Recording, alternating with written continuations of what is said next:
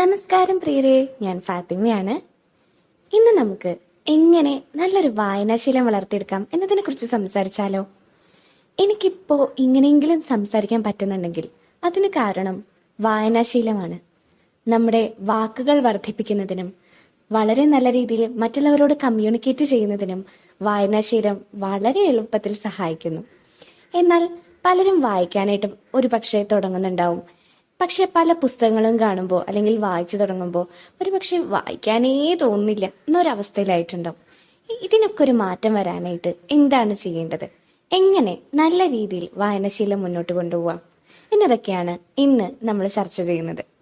ആദ്യമേ തന്നെ പറയട്ടെ, വലിയ വലിയ പുസ്തകങ്ങൾ വായിച്ചുകൊണ്ട് വായനാശീലം തുടങ്ങുക എന്ന് പറയുന്നത് തന്നെ ഏറ്റവും വലിയ മണ്ടത്തരാണ്. കാരണം നമ്മുടെ മനസ്സ് ആ വലിയ പുസ്തകങ്ങൾ കാണുമ്പോൾ തന്നെ അയ്യോ എനിക്കൊന്നും വയ്യേ എന്ന് പറഞ്ഞിട്ടൊരു മടുപ്പ് തോന്നി തുടങ്ങും.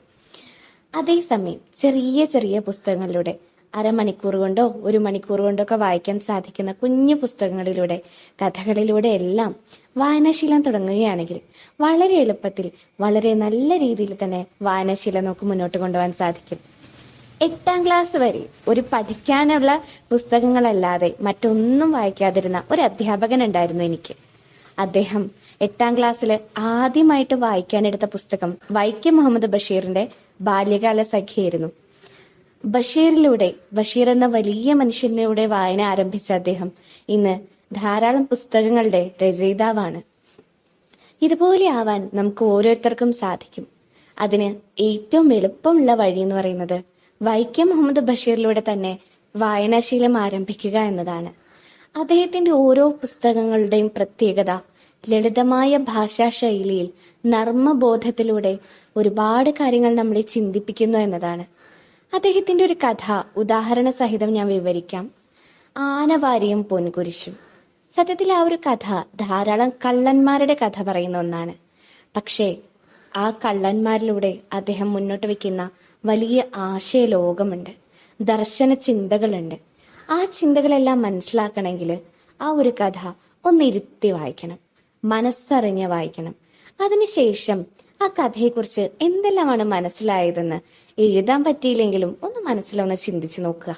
എന്തൊക്കെയാണ് ആ കഥയിൽ നിന്ന് നമുക്ക് ചിന്തിച്ചെടുക്കാൻ സാധിക്കുന്നത്? എപ്പോഴും ബഷീറിനെ വായിക്കാൻ തുടങ്ങുമ്പോൾ മനസ്സിൽ ഓർത്തിരിക്കേണ്ട ഒരു വിശേഷനാണ്, അല്ലെങ്കിൽ നമ്മൾ എല്ലാവരും ഓർത്തിരിക്കുന്ന ഒന്ന് തന്നെയാണ്, ഒന്നും ചേർന്നാൽ ഇമ്മിണി വലിയ ഒന്ന്, അല്ലേ? അത്തരത്തിലുള്ള വിശേഷണങ്ങളെല്ലാം മനസ്സിൽ സൂക്ഷിച്ചുകൊണ്ട് സമകാലിക ലോകത്തിലേക്കൊന്ന് കണ്ണു വായിച്ചുകൊണ്ട് നമുക്ക് അദ്ദേഹത്തിന്റെ കൃതികൾ വായിച്ചു നോക്കാം. എത്രത്തോളം ഈ ഒരു ലോകവുമായി അദ്ദേഹത്തിന്റെ കഥകളും പുസ്തകങ്ങളും എല്ലാം ചേർന്നിരിക്കുന്നു എന്ന് നമുക്കപ്പോൾ മനസ്സിലാകും. അതുപോലെ തന്നെ അദ്ദേഹത്തിന്റെ ആ ഭാഷാ ശൈലി എല്ലാവർക്കും എളുപ്പത്തിൽ ഗ്രഹിക്കാൻ കഴിയുന്ന ഒന്നാണ്. ഫലിതങ്ങൾ കൂട്ടിക്കലർത്തി എഴുതിയിട്ടുള്ളത് കൊണ്ട് തന്നെ ഇൻട്രസ്റ്റിംഗ് ആയിട്ട് നമുക്ക് ഇങ്ങനെ വായിച്ചു പോവാനും സാധിക്കും. ഇത്തരം ചിന്തകളെല്ലാം മനസ്സിൽ കണ്ടുകൊണ്ട് എന്തായാലും ഞാൻ വായിച്ചിരിക്കും എന്ന് മനസ്സിൽ വിചാരിച്ചുകൊണ്ട് ഒന്ന് ബഷീറിന്റെ കൃതികൾ വായിച്ചു തുടങ്ങി നോക്കൂ. വായനാശീലം പതിയെ നമ്മളിലേക്ക്, അല്ലെങ്കിൽ വായന എന്നത് നമ്മുടെ ലോകമായി മാറുന്നത് നമുക്ക് മനസ്സിലാക്കാൻ സാധിക്കും. അതുപോലെ തന്നെ മറ്റൊരു എഴുത്തുകാരനാണ് ബെന്യാമിൻ. അദ്ദേഹത്തിന്റെ മഞ്ഞവെയിൽ മരണങ്ങൾ, ആടുജീവിതം, മുല്ലപ്പൂ നിറമുള്ള പകലുകൾ, അൽ അറേബ്യൻ നോവൽ ഫാക്ടറി തുടങ്ങിയ പുസ്തകങ്ങളെല്ലാം വായിച്ചാല് നമുക്ക് എന്തെന്നില്ലാത്തൊരു വായനയുടെ ഒരു പുതിയൊരു ലോകം തന്നെ നമുക്ക് മുന്നിൽ തുറക്കപ്പെടുന്നതായിട്ട് കാണാൻ സാധിക്കും. അത്തരം പുസ്തകങ്ങളിലൂടെ സഞ്ചരിക്കുമ്പോൾ നമുക്ക് പുതിയ പുതിയ ചിന്തകളുടെ പുതിയ തലം തന്നെ നമുക്ക് ലഭിക്കുന്നതായി തോന്നും. ശ്രദ്ധിക്കുക, എപ്പോഴെങ്കിലും നിങ്ങൾക്ക് വായിക്കുമ്പോൾ മടുപ്പ് തോന്നുകയാണെങ്കിൽ വായന അവിടെ വെച്ച് തന്നെ അവസാനിപ്പിക്കുക. കാരണം പിന്നീട് ഒരു പക്ഷേ വായനയോട് തന്നെ മടുപ്പ് തോന്നാനായിട്ട് അത് കാരണമാകും. അതുപോലെ തന്നെ എല്ലാ വിഭാഗവും വായിച്ചു നോക്കാനായിട്ട് ശ്രമിക്കുക. നോവലുകൾ, കഥകൾ, ആത്മകഥകൾ, ലേഖനങ്ങൾ, കുട്ടിക്കഥകൾ തുടങ്ങി അങ്ങനെ എല്ലാം തന്നെ. അതിൽ നിന്നും എന്ത് വായിക്കുമ്പോഴാണോ നിങ്ങൾക്ക് കൂടുതൽ താല്പര്യം തോന്നുന്നത് ആ വിഭാഗം കൂടുതലായിട്ട് വായിക്കാനായിട്ട് ശ്രമിക്കുക. നമ്മൾ വായിക്കുന്നതിൽ നിന്നും എന്തെങ്കിലും അറിവ് ലഭിക്കുന്നുണ്ടോ, അല്ലെങ്കിൽ ചിന്താശേഷി ലഭിക്കുന്നുണ്ടോ എന്നുകൂടി ചിന്തിക്കാനായിട്ട്, അല്ലെങ്കിൽ എന്നുകൂടി മനസ്സിലാക്കാനായിട്ട് ശ്രമിക്കുക. അപ്പോൾ മാത്രമാണ് വായന പൂർണ്ണമാകുന്നത്, വായനയുടെ അർത്ഥം നമുക്ക് വ്യക്തമാകുന്നത്. വായനയിലൂടെ ലഭിക്കേണ്ടതെല്ലാം നമുക്ക് ലഭിക്കുന്നത്. ഇത്തരത്തിൽ ഒരു നല്ല വായനാനുഭവം എല്ലാവർക്കും ഉണ്ടാകട്ടെ എന്ന് ആശംസിക്കുകയാണ്.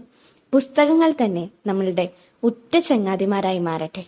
എല്ലാവർക്കും നല്ലൊരു വായനാനുഭവം ആശംസിച്ചുകൊണ്ട് നിർത്തുന്നു. നന്ദി.